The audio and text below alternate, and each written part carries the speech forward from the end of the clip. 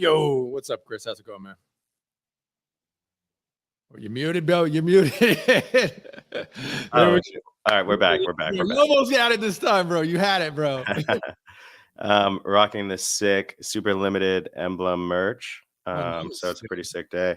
How you doing over there, Adam? What is good? Jake is still down in Asia, so we're rocking it. Dude, it's I don't know, Jan, are you at the Singapore event right now, or where are you right now, bro? Hey guys, GM. I guess I can say GM because it's like almost midnight here. So, man, I am not in Singapore yet. I think Korea basically just ended. I unfortunately didn't make it over there, but I will be in Singapore next week. So this week I'm still grinding at home, but next week I'm going to be in Singapore with everybody. Okay. So Singapore, the only way I've been tracking, well, obviously you guys are talking about it on the Ordinals show, but there's that fight between the two women, and I'm like, oh man, I want to see that fight, dude. I don't know. It's like Ashley and the blonde broker or whatever. Are you gonna head to that, man, and check out the man? I mean, I think, man, I actually think these fights are pretty cool, man. Dude, like, awesome. I mean, it actually drives a lot of fucking attention, you know. And man, I was actually in Nashville. I went to the karate combat, but I didn't make it, you know, until the last fight when Nick was fighting, because it was like so fucking long. Like, we went there, we waited for like 1.5 hours, and then like we had to wait for another 2 hours, and I was like so fucking tired, so I didn't make it, unfortunately. Wait, you couldn't? So you actually went to the event, but you were like, I just can't stay. Yeah, because you know they never tell you. They cannot tell you exactly the time, right? Because every fight finishes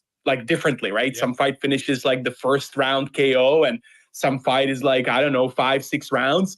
And so it basically, unfortunately, ended up like that we went there and we thought it's going to be like 3 fights after. And so we were just like watching some fights that we had no context of because we don't know those guys, right? And we just waited for 1 hour, 1.5 hours, and people were saying, oh yeah, it's going to take another 3 hours. And I just dipped, you know, because I was too tired. Well, that's always the thing for me, is like when I'm watching it and they're like, this is somebody else. And I'm like, who is that that person's in crypto? Yeah. It's like, how do you miss? Like, why is that person never showing on my timeline? Person's got 200,000 followers and is like a crypto person. And I'm like, I have never heard of this person before. I don't know how that. Yeah, but also, you know, they actually have the legit fighters, right? Yeah. It's from what I understood, actually the influencer fighting is just like a small portion of it. And they actually have these like legit fighters that are actually fighting for the belts, etc. And just because, you know, obviously, like I know a couple fighters from the UFC, you know, I watch fighting, but I wouldn't say that I'm like the biggest fan that watches every single fight. And so unfortunately, I just don't have context on these people, right? And when you don't have context, then you're kind of like, okay, you're watching the fight and like maybe the fight is interesting, but like it's kind of less interesting, right? When you don't know anything about those fighters. But when you actually have that context on like the beef on Twitter and this and that, you're kind of like excited to see what's actually going to fucking happen, right? Totally. And actually, when you really like the blonde bro, I don't think I've met Ashley at anything, but I've definitely met the blonde broker. She was super cool. I think I met her. Yeah, I mean, I remember she was actually, I think I met her in Miami last year. Yep.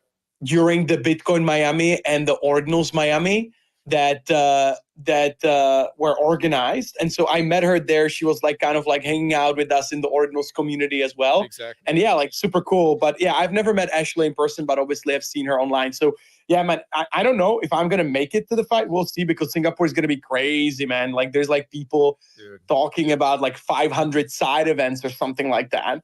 And so it's probably going to be pretty hectic. So we'll see if I'm going to make it, but it would be fun, you know? Totally. Dogfather, go ahead, man. Hey, GM, I just wanted to chime in. You know what I understood when Jan was saying they're fighting for belts?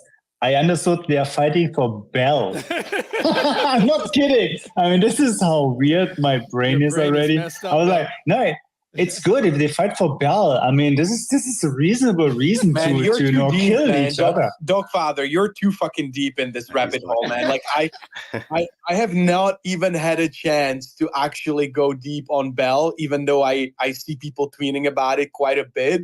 But I didn't even have time to actually like go deep on it because there's just like so much stuff going on every day. Dude, it's literally crazy. Yeah, it's like I'm not as deep as you, dog. Well, you guys, it's good to have both of you on stage because you guys are like my two physical fitness influencer crypto friends, right? Like you guys have it perfectly lined up where if crypto ever really like, I don't know, gets completely crushed, the US makes it illegal to have a wallet or whatever. Like you guys could totally pivot into like fitness influencer. And actually it's funny because Dogfather did that, is doing this like hang challenge. And I know, Jan, I've seen you do it and you're way over a minute too. You guys are both at like 2 minutes, which is like ridiculous. And I don't know, last week I did it when Dogfather was like, you should, do it. And I actually did it. I got a little over 50 seconds, which I was actually surprised that I even got that. Man, it's first of all, it's hard as fuck. Okay. Totally. Like this challenge, like, I mean, yes, like I go to the gym all the time. So like, obviously I have advantage, but it's also like, it's not easy at all because it's really like grip strength is something different. It doesn't correlate necessarily with like how much you bench. It's very different kind of thing and you have to train it quite a bit. Yep. And, it's actually pretty cool because I've even like looked into it and man, I only do the dead hang kind of thing for one reason and one reason only is that it significantly improved my, kind of like spine alignment and the fact that like I used to have like, that my neck would be stiff like all the time, like, like at least like once a week or once in 2 weeks, because like obviously just sleep bad in bad position, whatever.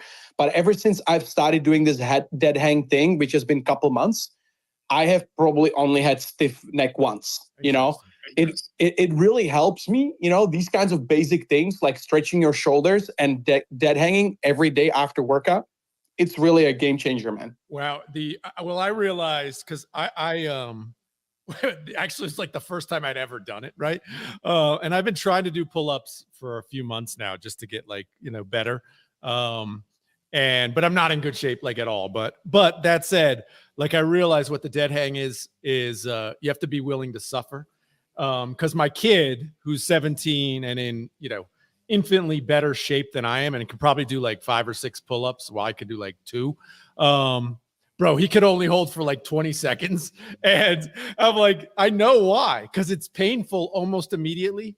And like I can just suffer better than him. And that's just like maybe an age thing. 100%. You need to get used to it, man. Like, it's a combination of many things. Obviously the grip strength is one, but also depends like what kind of bar you have, because many bars are kind of like, some of them are really, really easy. Some of them have a rubber on it. Some of them are pretty fucking weird. And, it actually hurts, or you need to use chalk. Like there's like a lot of these things that are fun to explore, but man, like, just simple things, man. Even if you can hang for 1 minute per day, or even if you do like 4 times 30 seconds, let's say you don't even like try to be 2 minutes in a row, because that's like advanced stuff. It's not that everybody can do it. Even I probably cannot do it. Just like when I wake up in the morning to do 2 minutes straight, I would definitely have to prep for it. But, even if you do like 30 seconds, 4 times, and you take a rest, it's just so fucking good for your body, man. Dude, have they approached you to do one of those fights? No, man, I just don't like fighting, man. Like I'm way too nice guy, like I like to work out and I like to do stuff, but like, man, like I just don't know how to fight, man. Dude, I know. And you're like a big dude, right? So if you went up against somebody who could actually fight, bro, it would be like really bad, right? Yeah, like I just don't like to fight. And I've actually never tried. I mean, I've always been thinking about like, maybe trying jiu-jitsu or something. I think that would be really cool thing to do at some point, to get a coach or something and really try to kind of like learn the technique and go a little bit deeper into that world, because I think those people that can do it are like fucking legit and I have a huge amount of respect. But yeah, man, like I'm kind of sticking to my routine because that's easy to control. I can do it at any time, any day. I don't have to like be dependent on going to a specific location. I have a gym like 3 minutes walk from my house, and I've been kind of like managing that like super well so far. So that's why I do it. But man, at some point, if like I don't know, maybe we get a little bit less busy, even though I don't expect that. Would be cool to try. But that's one thing, like, how do you decide? Because this is, I think, a challenge for anybody in this space, is like, how do you decide, which conferences or shows you're actually going to go to, right? And then as a company with Xverse, it's like, okay, which ones are we going to get, a booth for, put in all that effort, all that money, time and effort. How do you like frame that for yourself and wrap your head around? Yeah, man, it's really tough question, right? And ultimately, in the ideal world, we want to support everything, right? We would like to be everywhere. I would love to be everywhere, but realistically, it's just not possible, right? And at some point, you will have to make some sort of compromises or choices, because it's not only about like, okay, you say, okay, I'm going to this conference, I'm going to have a booth, but it takes a lot of effort to put those things together, to brainstorm what you can actually do and how you can bring value to people besides just like, okay, have a booth, right? Like, okay, that's kind of boring, right? So like you always need to kind of brainstorm different things, and then you need to like send your team there, you need to travel. And man, I've been to the States this year. I think I went there twice, and I was like, I'm not going to do it for the third time, because it's like, I love it. I love to hang out with people in person, and I live for events. I host events myself, and, I just want to do as much of this as possible, but it's just so tiring. Yep. I usually get sick when I travel for too long, like when you actually like, because your sleep is fucked up, your immune system is fucked up, and you really kind of go through this period. So like when I came back from Nashville, like I was like, it wasn't like anything crazy. I didn't have COVID or anything, but like, just like, you're tired for like 10 days afterwards, and you're kind of trying to catch up. And, when there's just so much going on, and obviously we're a tiny team still, like we don't have like 12 people that can just like travel around and do stuff, then, you're kind of like, you start waiting things after a while, and so unfortunately you cannot be everywhere. And, we are trying to obviously always kind of pick things that we think can be impactful. Also maybe things that, obviously we can be close to the community, to the real OGs that have supported us from the very beginning. And like, hopefully we can support them back a little bit here and there.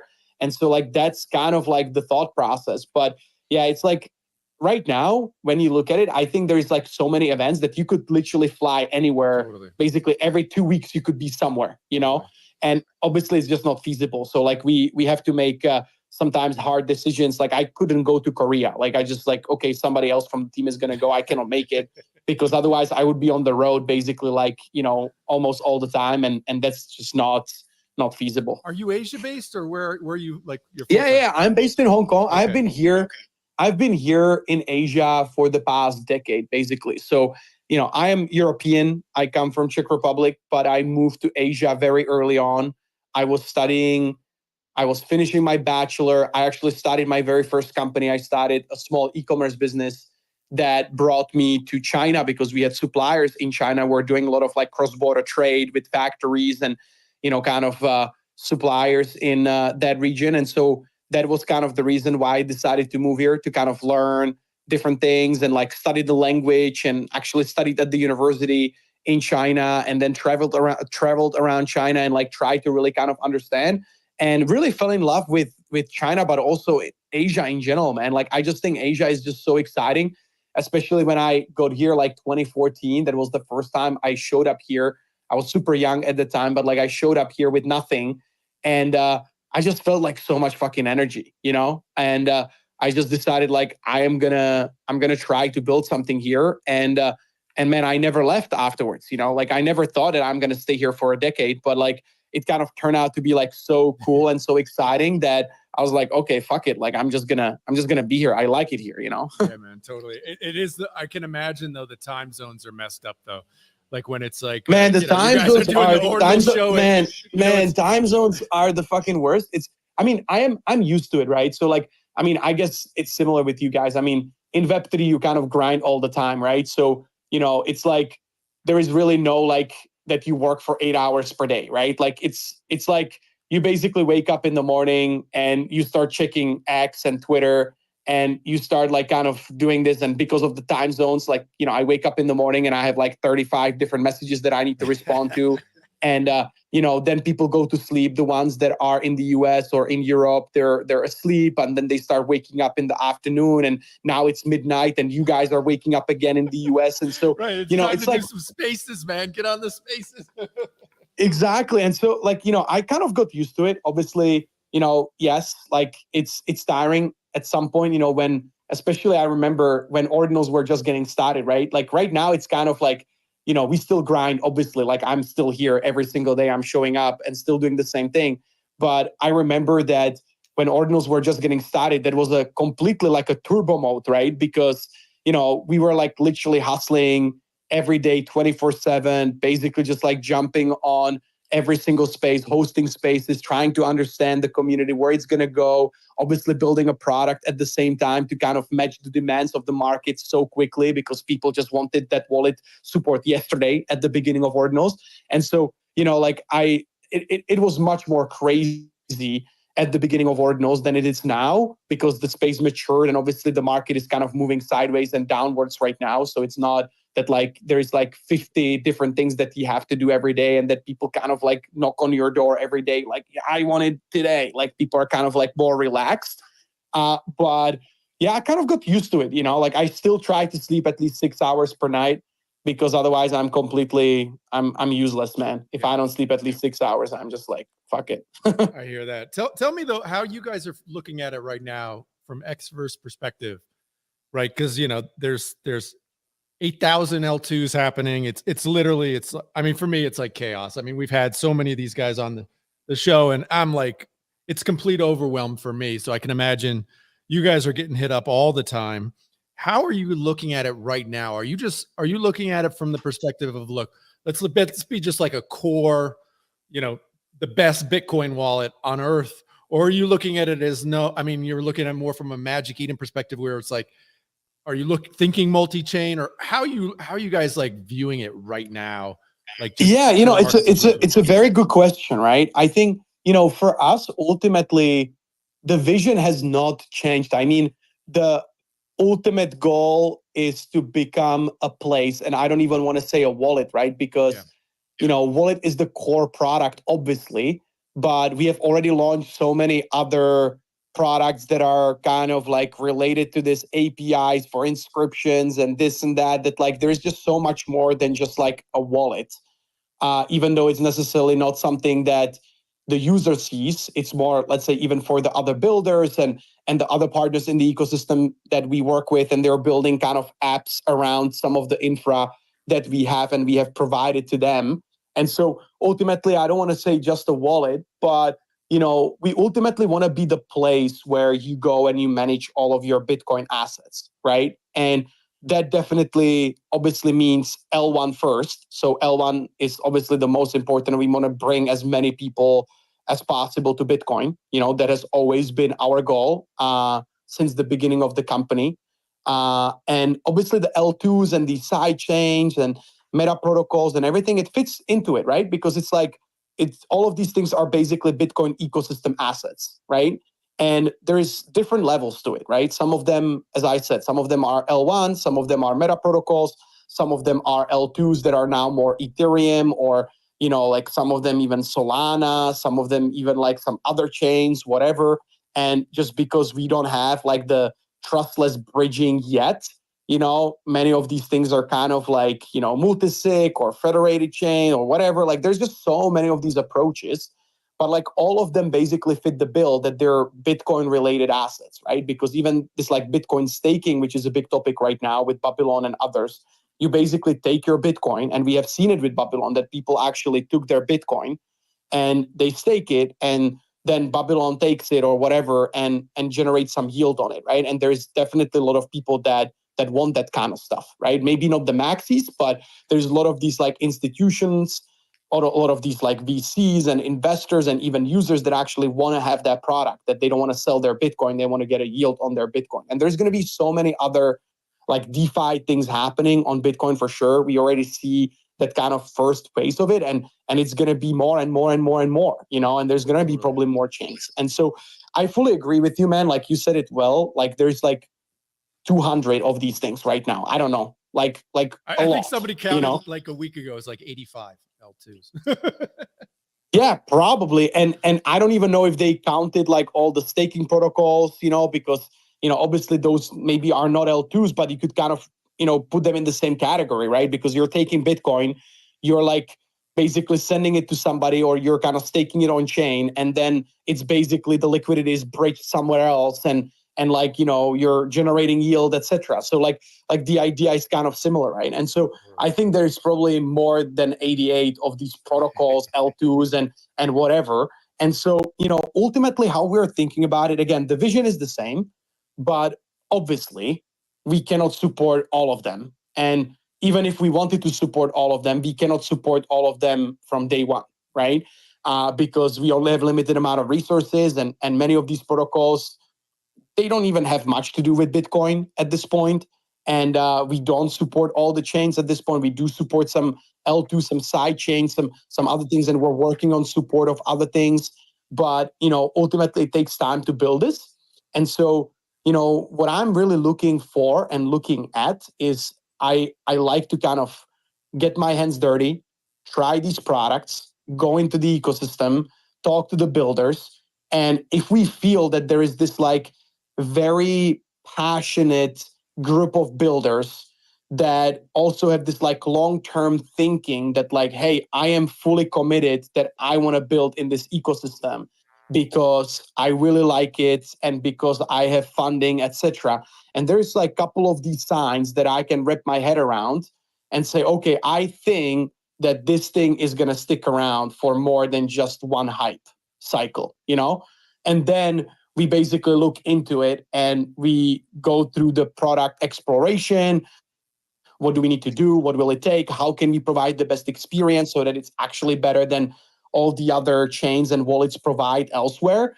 And that's kind of how we approach it, and step by step, we kind of want to build that or towards that vision that, yeah, ideally we want to support it all, or at least those things that people want to use, but we need to kind of systematically get there. But yeah, how do you like this? Is because I've had people be like, oh, reach out to Xverse. We know the guys from Xverse. Reach out. And I'm like, bro, I know how difficult it is to keep product like clean and simple.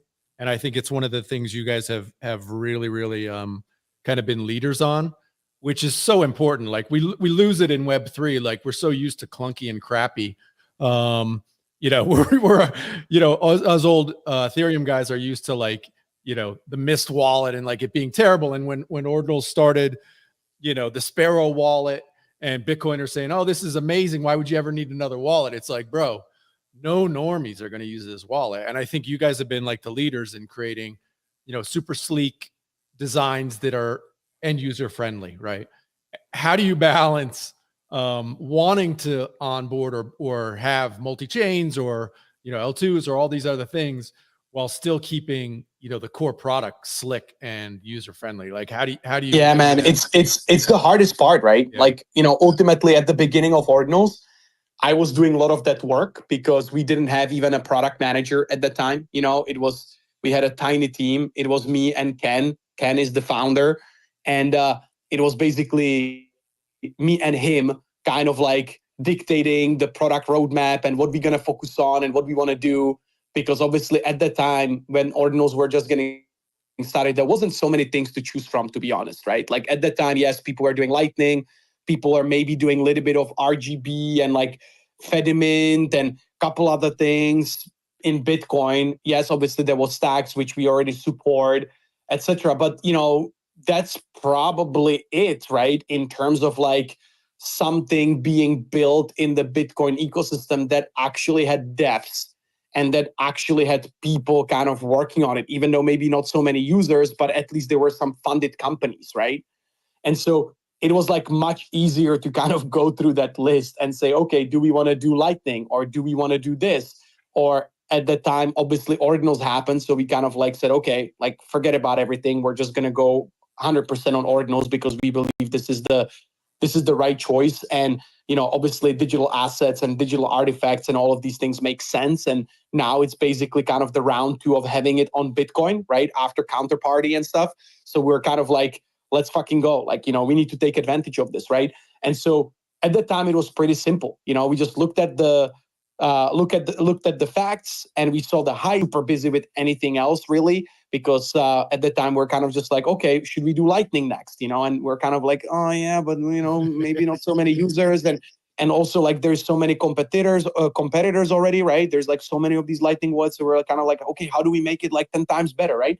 And so we just made that decision pretty quickly. But right now, obviously the situation is very different, right? Right now, like we have to do this product exploration basically for anything that we even want to consider potentially adding into the wallet before we even have that conversation with our engineers. Like we have to assign a person, or I have to do some market research. I have to do this kind of basic stuff. And then I need to talk to my product manager, both on mobile and the extension, because those products are slightly different and they have different formats. And, as you said, like UX UI is very important. So like you have certain limitations, and you kind of have to go through this exercise for every single thing that we should or we would want to support potentially, And so it definitely becomes kind of a slower process. It's definitely not gambling anymore, or something like you can go all into something just blindly because there's not many other choices. So you have to be a little bit more cautious of these things, and that's why, people DM me all the time and they're like, hey, like I would love for you to support this and that. And I'm like, of course, guys, I want to support you. And like, I'm going to do anything in my power to like support you anyways, but like, we're not going to be able to bring it to the wallet realistically. It's just not going to happen, especially not in the short term, Yeah. It's one of those like, and how do you judge, for example, one that's kind of, like, I don't know if you've been tracking it all, you probably haven't, but Counterparty's going through a major upgrade right now, right? And man, and I need you to tell me. I mean, I talked to the team, and I'm bullish, man. I mean, you know me, like I love everything, right? Like I love everything. I want to support everything, and any kind of experimentation is amazing. I talked to the team, and I was like really, really bullish. I was actually, that was to your point. Like we actually had that conversation internally. Like we were talking about, hey, like, should we support this? Like, does it make sense? Like, is there enough users? Is there enough hype that like we can justify to spend even, let's say, like a month or 1 or 2 sprints from our engineers to basically build additional like protocol support? We have not done it yet just because we are so busy with so many other things. We're probably working on like 40 different features and improvements and also like supports of certain protocols and L2s right now already, that like it's very hard to like squeeze it in. But man, I'm down to like learn, like what do you think? Like what's happening in there? Well, this is where it becomes very difficult, right? I mean, for me, I know for sure with 100% certainty, as certain as I am in, anything in Web3, the Counterparty will be around through multiple more cycles. Like there's zero question in my mind, right? But can the Counterparty, teams that are building stuff and the community itself, can they generate the hype that's going to make it worth your while, right? That I'm not certain of, right? While like something like Fractal, which obviously there's tons of money behind, tons of influencers, right? They have this hype mechanism, but do I believe they're going to be around in a cycle? Like it's very possible they're not around in 2 years from now, right? So it's a really tough call. I don't think there's any answers with any of this stuff right now. It's like there's so much. I mean, you can never know. You can never know for certain, right? Like, I mean, that's like the nature, and you know it. Like Adam, like you guys are building a product. You guys have been entrepreneurs for a very long time. Like it, right? Like it's always kind of what you're trying to do as a product builder and as an entrepreneur in this game of Web3 is like you're basically taking chances, right? On daily basis. Like you're hoping that that it's an educated guess, that it's not just like a blind kind of, okay, I woke up today and I like this, so okay, let's do it, right? Obviously that you cannot do that, especially as you kind of have some sort of structure in the company, and you have like a product people and they have certain KPIs, and like they need to navigate through like a lot of different like uncertainties and assign things to engineers. So you cannot just like blindly throw shit on the wall and like kind of hope that people just take it and it sticks, right? Like it doesn't work.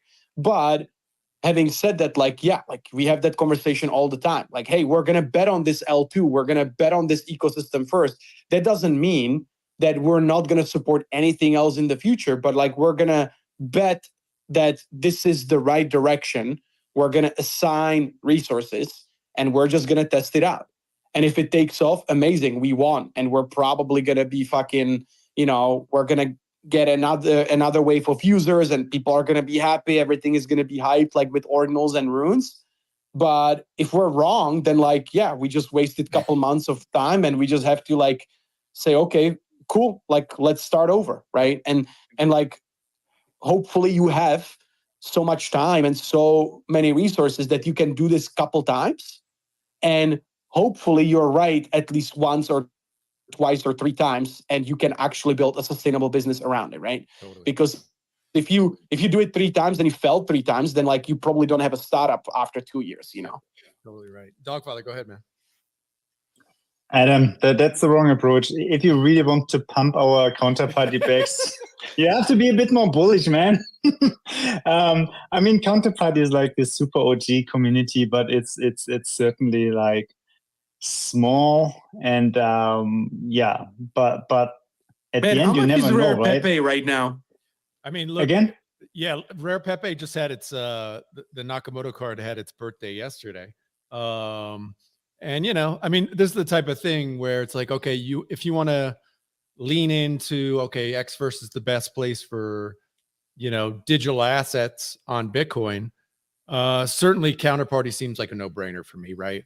These assets are not going anywhere. They're the most highly valued assets in all of Bitcoin, even more so than Ordinals, right?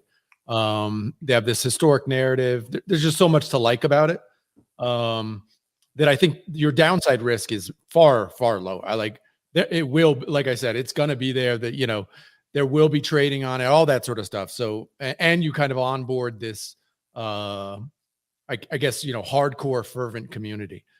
But does that bring in, the new normie, where you get 20,000 new users? No. Right. So there's trade-offs. Go ahead, Dogfather. Yeah, it would give you a lot of street credibility in the OG community, because I mean, this is where community-driven crypto art started. And at the end, I mean, once Xverse is like big and stable enough, I think this is also like, you have some very important curating role in the ecosystem. And whether you just take the next bullshit bingo L2, L3, L whatever, or you take care of a really like hardcore OG community with the let's say where everything started, right? I mean, this was like before CryptoPunks and everything. And of course, maybe now Xverse and more startups, it's too early, but at some point in time, you really need to take a responsible role in the ecosystem. Say, look, this is like a 2014, a 2015, 2016 asset. This is where everything started. We support this, even though it may not bring 10 million users like, I don't know, a Merlin or whatnot, but we have some responsibilities and we think this is cool. And once we support it, maybe this is just the missing puzzle piece to get this really big. Yeah, it would be awesome. I mean, I'm a big fan of what you guys are doing anyway. Man, you're pumping your bags very hard. I hope you have. I hope you have a lot of Rare Pepe so that you can send me one, and then we can talk, Dogfather. Okay. Well, I mean, certainly, I'm trying to think of. Well, give me your opinion on all the stuff being built right now. Not saying you guys are making a bet on any of these L2s, but which ones give you kind of like vibes that they could be around and could make a real impact right now? Are you getting those vibes from any of these L2 or any of these? I will be very frank with you. Like, it's almost impossible to say right now. Yeah. And we work with many of them, and I'm very good friends with many of those founders, and I even angel invested in some of those L2s. And I am just like very, very interested in seeing where this goes. But man, like, you ask me this question, like, okay, which ones are going to be the winner, or which ones are going to stick around, which ones are not going to stick around? It's like almost impossible to say, right? Like, the only thing that I can tell, and it's just because they have been around for a long time, and that's Stax, right? Like, Stax, they have been around for basically as a team for many years, not just 3 years as the blockchain, but like as a team, they have been building in the Bitcoin ecosystem for probably a decade now. And they're still around and they're still pushing. And obviously, yes, like to some extent it's slower, etc., and this and that. But like they have kind of, I think they have been through like a lot of ups and downs, and they're still around. And there is still developers interested in building something, and there is a community of people hyping it up every day. So I think like, yeah, they're going to be around for the next cycle, maybe another cycle, or like that's for sure. You can kind of say that, right? Yeah. Unless they really, really mess up, because that would be like really, really unfortunate. But for the others that are maybe just getting started, they raised some venture funding just now. They raised $10-20 million, but they don't really have a product yet. They're kind of fully dependent on kind of, I would say, the narrative keep kind of going in that direction. They're fully dependent on, is that tech actually going to work? If they launch the token, like, is it going to be accepted or this and that? And given the fact that there's just so much competition, you said like there's 80 of them, whatever, then like, it's just very hard to say like which one is going to come out on top. I think, I really like all the teams that are shipping, like even like Fractal, right? Like, I am not necessarily like the biggest bull, etc. I have certain reservations, I am not really excited on about some of the pre-mine projects and this and that. Like, I just think like, yeah, it's just like a knockoff of something. And like, I am just personally not a big fan. But that doesn't mean that like, it's necessarily going to not do well. Totally. But in general, like I like that experimentation. Like Lorenzo is extremely smart guy. I have met him multiple times. They have done a lot of cool things. They have obviously proven that they can build great products that people want to use at scale. And so, all of these things are super cool. And like I applaud these people that are actually putting in the work on a daily basis, But again, as you said, are they going to be around in 2 years? Bro, like, I really don't know. I cannot answer. I would be just guessing and kind of maybe having a wishful thinking that like, oh yes, I'm hoping they're around, because that means that like the ecosystem just keeps on growing, right? Yeah, I mean, and they may be around, but they may have no traction, right? I mean, we had the Rootstock guys on, the founders of Rootstock a few weeks ago. I mean, that's another point, right? Like you're absolutely right. I'm not as OG as you, so I wasn't around when Rootstock started and when they raised so much money and this and that. But I've kind of heard the stories from people that have been around. It's just like Rootstock has been around also, but they have never really gotten much traction, right? And like, as you said, that's also important. Like you can be around, you can raise a lot of freaking money. I do believe somebody said that they raised a lot of fucking Bitcoin. Like Rootstock at that time, they raised a lot of Bitcoin and they probably just sit on it. And so like they still have a lot of money because of the appreciation of the asset. But just given the fact that they have not had so much tractions over the years, it's just hard. At some point it becomes really hard to just keep going and keep building excitement. And what I'm seeing from many of these things is like people kind of eventually like spin it out, right? And they start building different things and they start following different narratives. And like the teams are kind of like, okay, maybe still working on that, but also exploring that and another L2. And when you kind of, get this fragmented, like, I don't know if that's good for the ecosystem, Totally. It's I mean, that's kind of one of my takeaways from the conversation with Rootstock. It's like they're completely unable to generate excitement or interest, right? They can't do it. Like, and they don't. But what's the problem? Do you think it's a talent problem? I think it's a talent problem. I think it's okay. At the core, I think like they have all this money and stuff, but they never hired. they're like developers, right? And hardcore, like really OGs, like guys who work with Satoshi, that type of stuff, right? And so they're super talented, but the reality is they're completely unable to generate hype that is required in modern crypto to get to onboard people into your ecosystem. And when we asked them, whatever Chris asked them, what's your best app on your on Rootstock right now, and they're like, stablecoin, and it's like, well, bro, if that's, I mean, which might be great, but nobody even knows about, like, nobody knows, right? So whatever you're doing, this may be the closest. I mean, and they may have the closest, L2 to Bitcoin, like the most, it's merge mined. It's got all these really positive things. It's got the most secure bridge by many people's, metrics. It's got all these really good properties, getting as close to Bitcoin as possible. There's no token. It uses only Bitcoin, all this good stuff.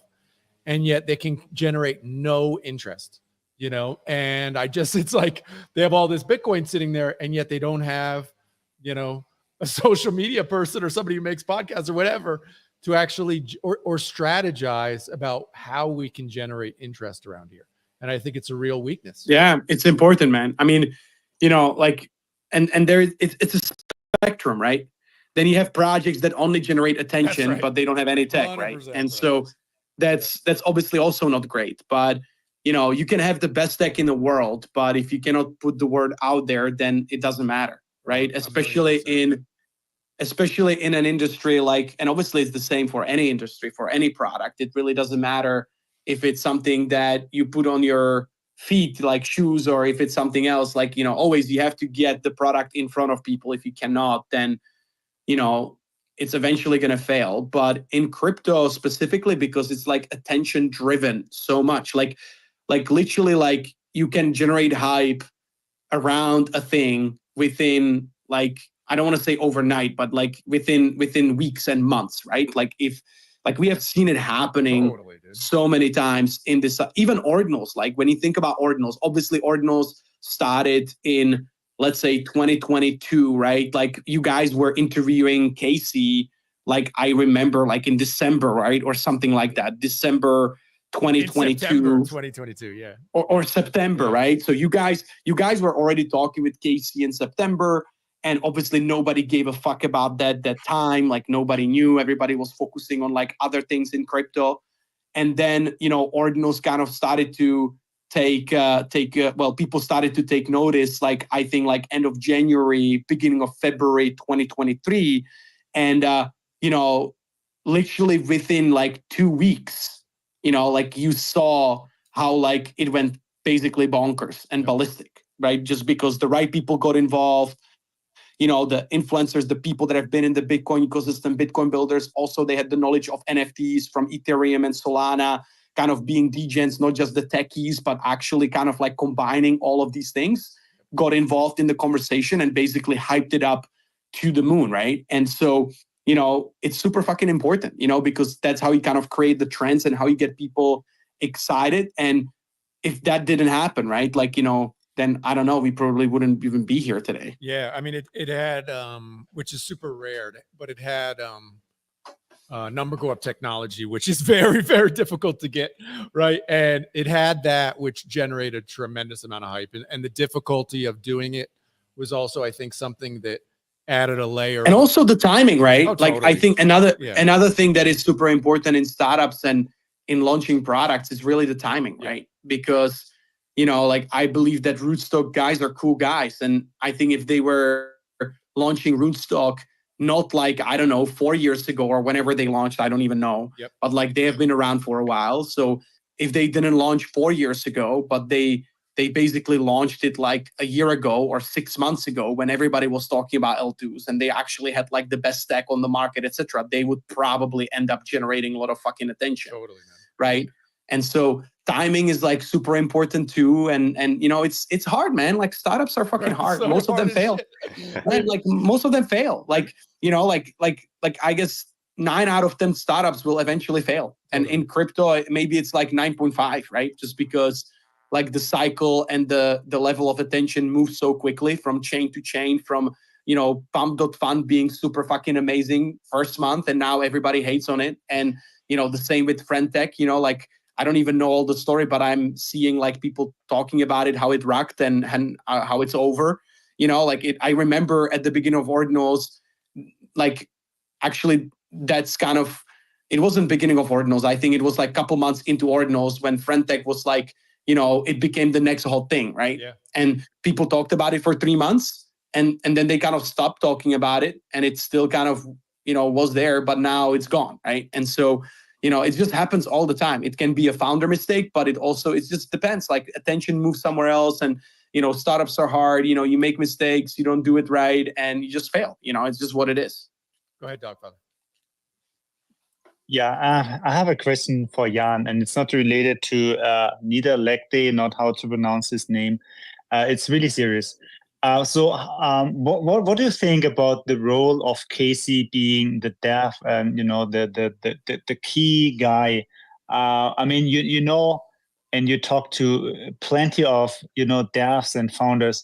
I mean, in my point of view, he brings together a unique blend of being first like a genius coder, having the vision, plus being cool enough that you actually want to listen to his podcast and just attract enough attention. So I would really love to know from your side, I mean, what's the role of Casey, and how much of this like success of the Ordinals and Runes ecosystem do you think can be allocated to his personality and to his person? I mean, of course, right? Like, I mean, we can kind of sit here all day and we can argue like who is more important, like is it the devs or is it the community? Is it the degens? Like, I mean, we all play the role, right? Like there is no, you can never say that like, okay, if it was just Casey, it would succeed. No, of course not. Like, it's the entire ecosystem, right? Everybody plays a role and everybody's role is extremely important. Be it the people that educate people.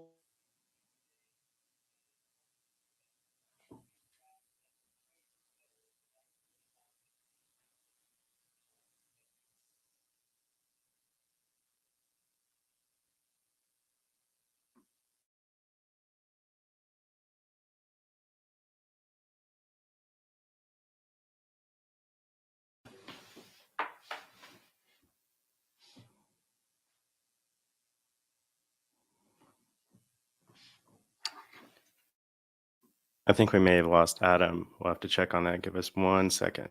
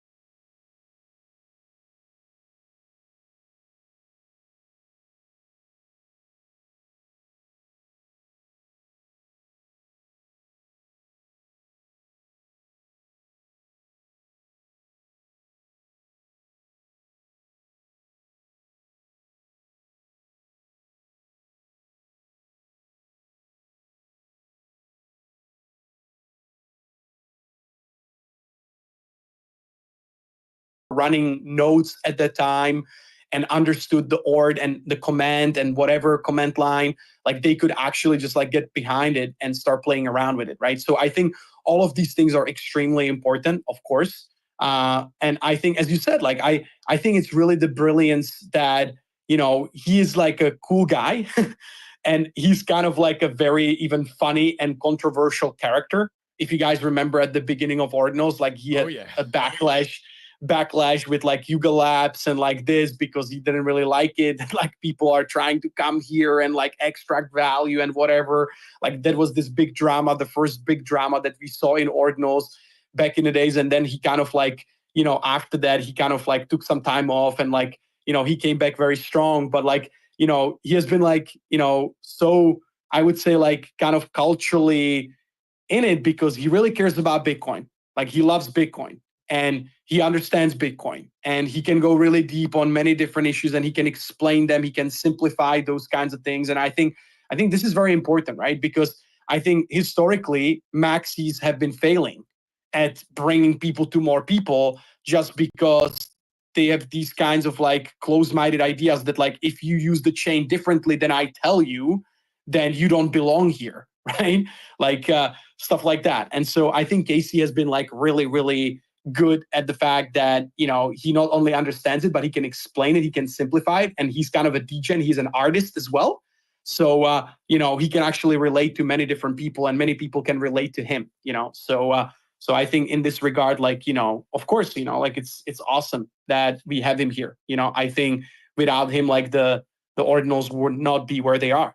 Oh, 100%. Yeah, I think people forget in the beginning he had that he had a couple just epic rants. One was about Counterparty, which just triggered the entire Counterparty community, which was like, it's a shit coin. And it's funny because in a way he kind of didn't even know what it was. You know, it's like we all have these blinders where we don't really see stuff. And but yeah, there were a couple huge rants there that honestly, the kind of brilliance of it is they probably actually helped grow Ordinals because it, you know, created this kind of like buzz around it, created controversy. I mean, we see that again and again. All you got to do is look at Udi, right? Udi is able to kind of lean into, you know, either controversy or you know, picking kind of little minor fights on X and stuff. And that just drives this awareness. And I mean, we're all talking about Opcat because Udi is this kind of like, you know, I guess you'd call it a troll or whatever, but he's able to just like do this generation of interest. And Casey certainly at the beginning did that. I think it probably burned him out a little bit. Obviously he went away for a little time because that can, you know, it can be brutal, right? Man, I mean, I think it's so hard, man. Like, you know, I've never been in that situation where, you know, like, I mean, obviously I think Xverse is successful, right? And like we have been through some like crazy growth, etc. But, you know, I think like when you go from the point where you go to conferences and nobody fucking cares about what you're doing and people probably like talk shit about you because they're Bitcoin maxis and you're trying to sell them on NFTs on Bitcoin. And you do this for a year or so. And then you go from that to like suddenly everybody fucking cares. Like everybody in crypto wants to do something with Ordinals. And obviously you have the degens and like they're trying to come. And some of them obviously did some cash grabbing and this and that. Some like projects came and just dropped the collection and like, you know, extracted some money and then they never really contributed to the ecosystem, you know, and that's something that obviously like he didn't like at the beginning, right? Like that's kind of how the drama started, even with Yuga Labs, because that was kind of like viewed that like, hey, they just came, they didn't really care that much. And they never really even showed up to any of the events, any of the spaces. And, you know, they just dropped the collection and then they kind of went silent, right? And so, you know, like, I think that that's something that he didn't like about that specifically. Many people didn't as well. But when you get from that like nobody cares about what you did and suddenly everybody fucking cares. And then there is a clash of values that you have as a Bitcoiner and maybe as a person, then like, I think that stuff can really fuck with you, you know? So like, I think he definitely burned out and I just respect him, like, you know, that he was able to handle it and come back strong and actually keep building, you know? I think that's super cool. For sure. Chris, man, you're back. We're back on the live stream. We're gonna have to chop out that like 2-minute section of our live stream going down, but we're back, bro. What's up? We are fully back, man. How is it kind of building for the two different communities? Maybe Eastern style and Western style. Kind of what's the difference there? Where are you seeing kind of most of the Ordinals action? In the West, we always hear there's a ton of Ordinals action in Asia. I'm sure that they hear the same about us. Obviously, you know, you spend a ton of time in our community while living in Hong Kong. You're kind of at, you know, the central point between both. What are you kind of seeing differences from both sides? Man, I mean, there's so many differences and so many things to talk about, I guess. But I have to say, like, it's fucking hard, man. It's really hard to build for both at the same time. And you know, to obviously not only build a product that kind of fits both sides and kind of even, you know, the habits that people have using different products, but also kind of culturally fit in there and know the right people and know the right channels. Because yeah, like obviously a lot of people even from China and Asia, they're on Twitter, but not that many, to be honest. Like, you know, Korea doesn't really live on Twitter. You know, they have their own social media, Kakao and this. In China, you have WeChat. And then probably in Japan, you have something else. I don't even know what it's called. And so like, you know, you can see certain people that are from those ecosystems on Twitter for sure, but it's definitely just a small piece of it. And so if you really want to kind of break in or break through, you have to be kind of on the ground. You have to understand the differences and the go-to-market differences. And obviously you need to be close to the KOLs and whales. And, you know, you have to have kind of like personal relationships, etc. And it's just more difficult just because obviously you have the cultural barrier, you have the language barrier.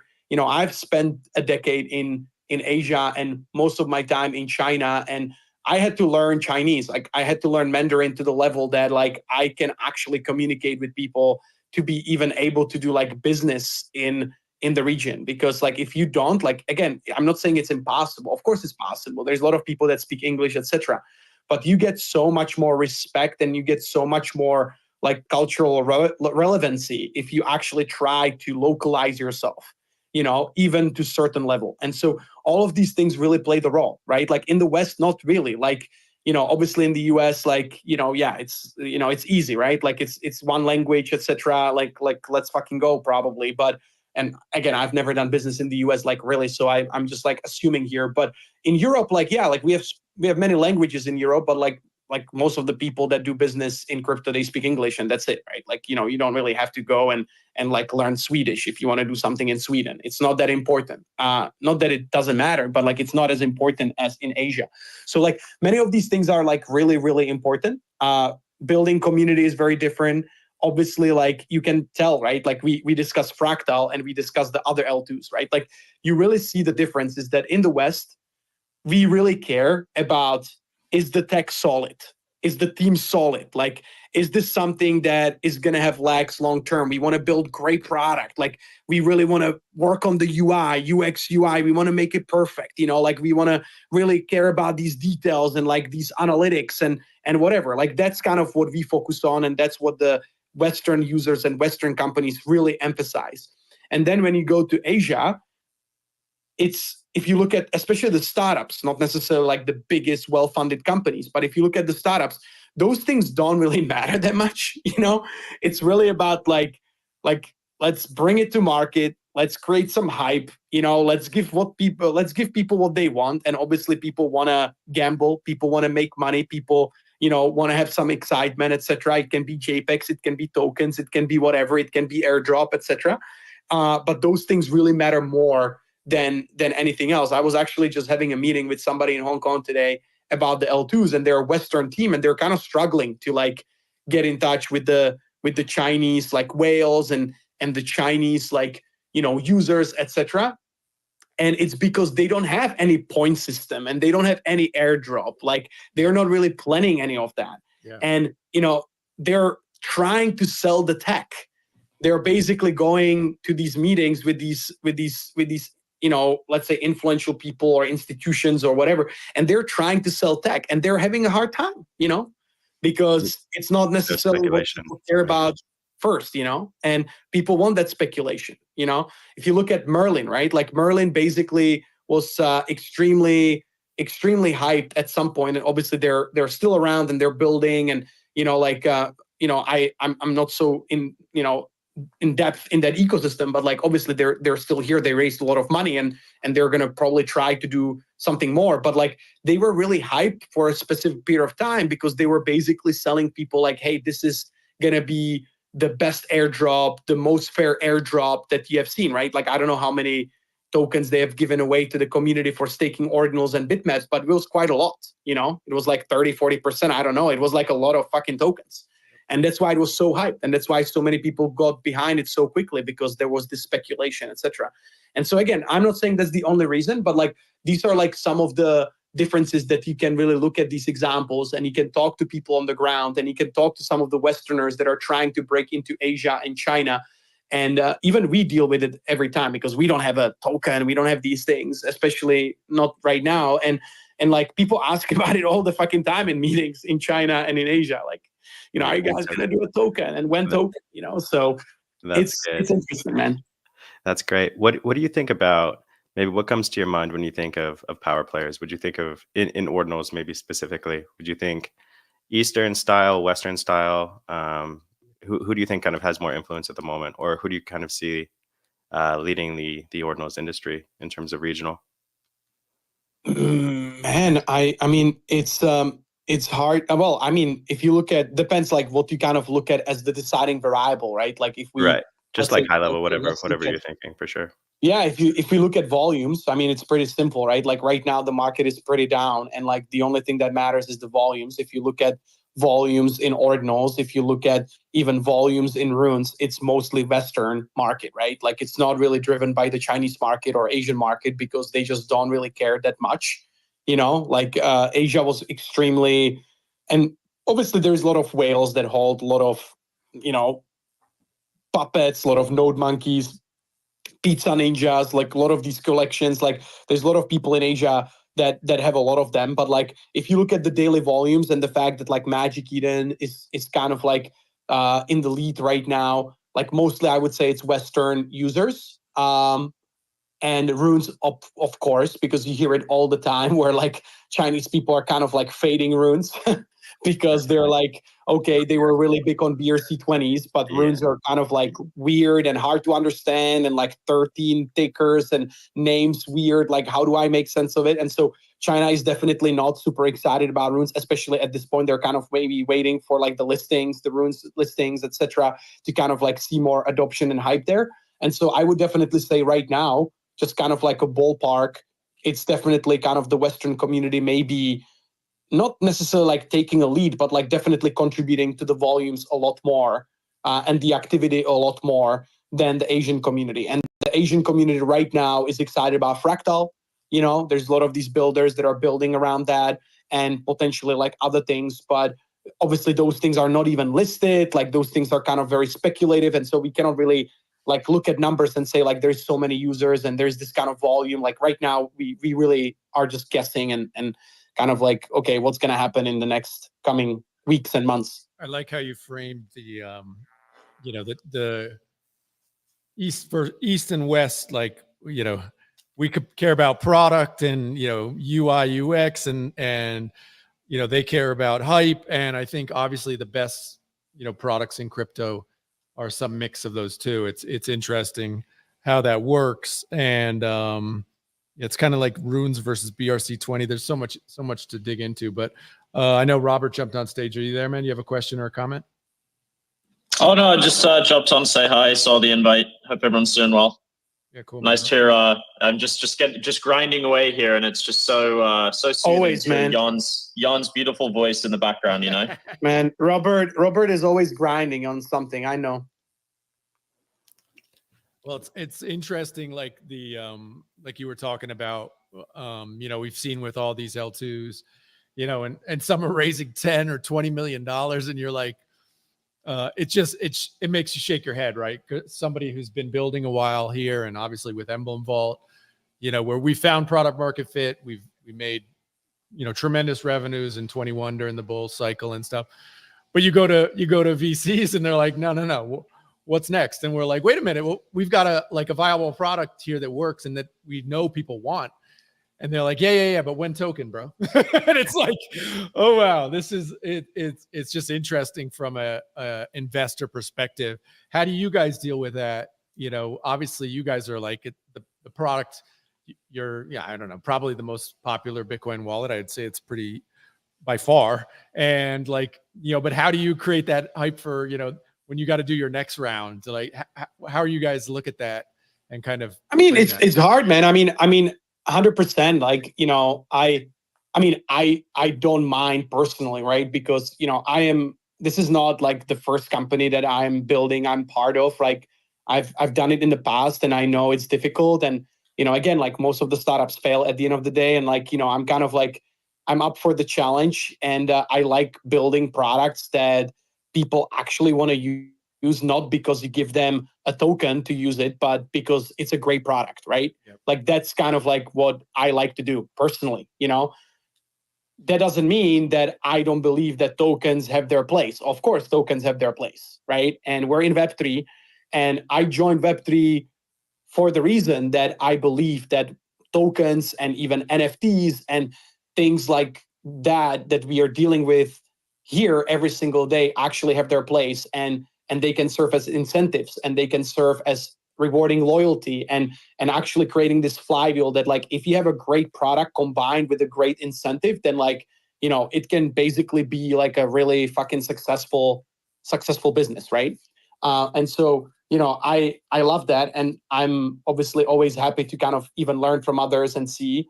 But for us, like, it's still very early, right? Like, we're a wallet company, and we focus on building the product first, and tokens and these things will always be on the table because we're a Web3 company. So it's like there's always this like option, or there's always this question, there's always this thing that like, okay, like what is the right time and what is the right timing? Yep. But yeah, it's hard, right? Because like ultimately it's kind of a distraction right now, to be very frank with you, because we're so early, we're a small team, and we don't really have like time to think about these things very deeply. And like, yeah, some investors, they specifically only invest into companies that have tokens. Like they will not even like look at you as a company. They don't even care about like how many users you have, how great product it is. They are all using it. Like basically every single investor that I spoke with, and I've spoken probably with like maybe even like 200 investors over the past 2 years, maybe even more than that. And like every single investor uses the product. They know the product, they know the company, they love it because they're degening with it.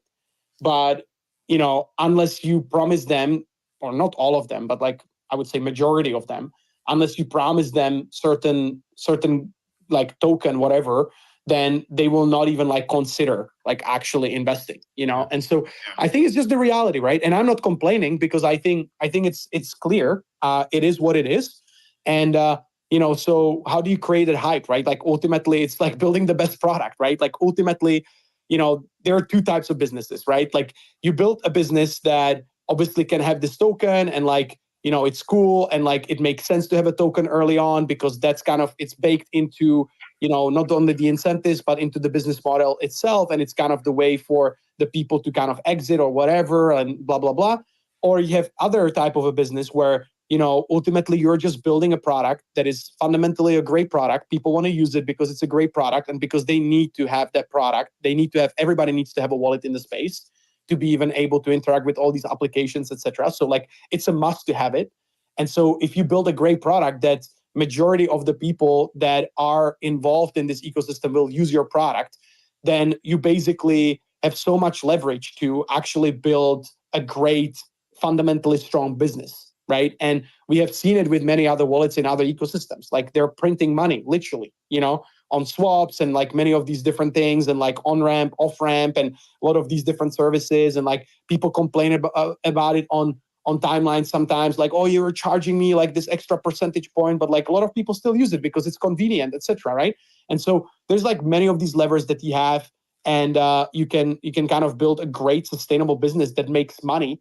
And that onboards more and more people and can invest into marketing and can invest into enlarging the ecosystem, onboarding more people into crypto. And so that's also a way to build a business. So I think, like, long story short, to answer your question, like, you build hype by building a great product and obviously doing a best fucking job at bringing it to the customers, to the users, serving your users the best way, because ultimately the user eventually is going to choose the best product. Well, you're a Western mindset guy, bro. I'm very obviously very much the same way, but I mean, I am, but it's true even in Asia, right? Like, sure. I mean, ultimately, yeah, like, these incentives matter for sure, but like they only matter for a specific group of people. They really matter for these degens and these farmers and people that are here early and people that are here even throughout the bear market, etc. Like those people really care, right? But again, like, we're kind of on a mission here, right? Like, we're all here in this crazy, or I'm not gonna say we're all here just because of that, but like, I think majority of us are here to basically enlarge this ecosystem, build great products so that we can onboard a lot more people. We can have everybody that we know around us somehow like use blockchain, use crypto. And, there is many people out there that will not care about incentives. They will just care about, like, hey, is this solving my problem? Like, is this product actually helping me to do the stuff that I want to do? And so ultimately, again, like, incentives are great and they play a role.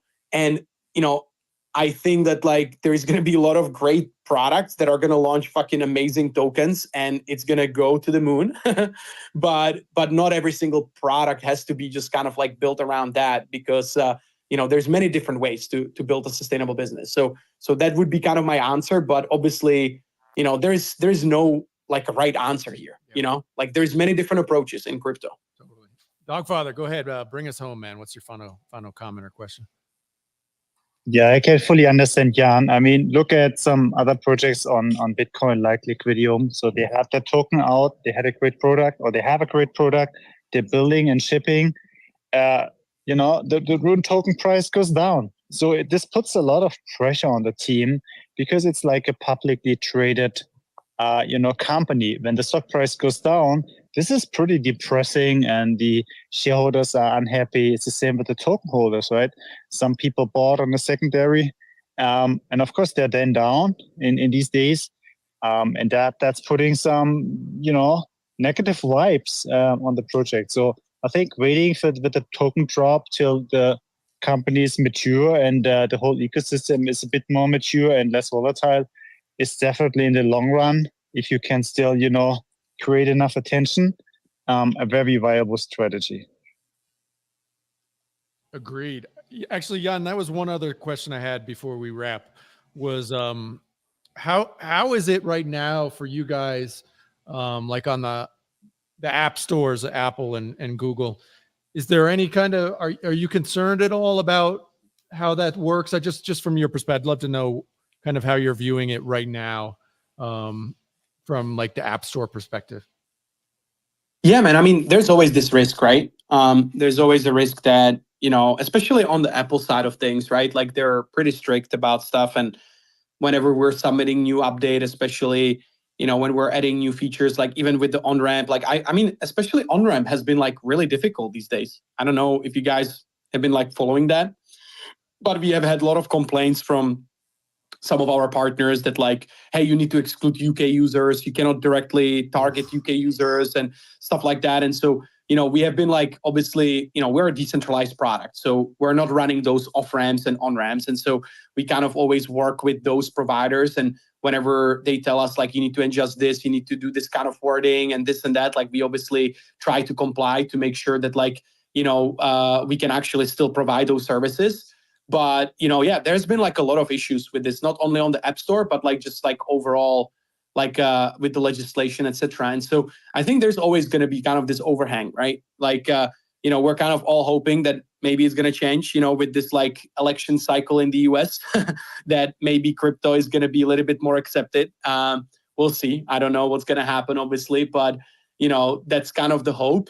And I guess like, beyond that, like, yeah, there's always this overhang. Like, we have not had any major issues so far. I think we have been able to solve everything with the app stores and stuff. I'm hoping that that's going to continue to be the case.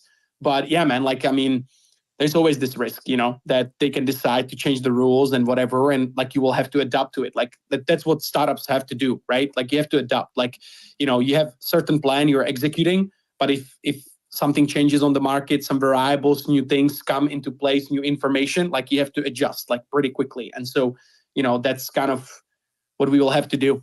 Awesome, man. Bro, appreciate you coming on.